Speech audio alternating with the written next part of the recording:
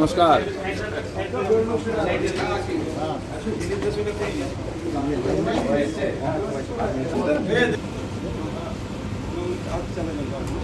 এইটা কিসের অভিযোগ? এটা তো মানে দেখুন 2020 সালে সম্ভবত 19 লোকসভা ইলেকশনের আগে কাঁথিতে মাননীয় অমিত শাহর উপস্থিতিতে একটি বড় জনসভা হয়েছিল প্রায় 2.5 লক্ষ লোকের।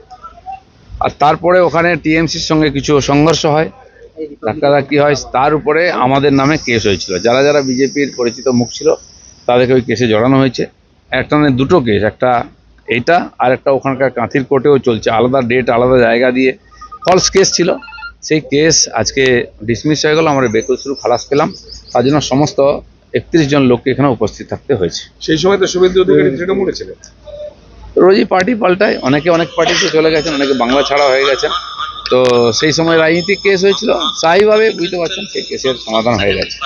শুভেন্দু অধিকারী কি মামলায় কেস করেছিলেন? আর তখন উনি ওই পাশে ছিলেন, ওই পাশ থেকে কেস হয়েছিল, আমরা এই পাশে ছিলাম, সেই কেস হয়েছিল। তো কেস ডিসমিস হয়ে গেছে। এরকম যতগুলো কেস আমার উপরে আছে, কোনো না কোনো দিছিল, তারপরে পার্টি পাল্টাপাল্টি হয়েছে। অনেক নেতাই আছেন এরকম যারা আমার নামে কেস দিয়েছেন, তারা পরে আমার পার্টিতে এসেছেন। বাংলা খবর, আপনার রাজনীতি, আপনার আওয়াজ।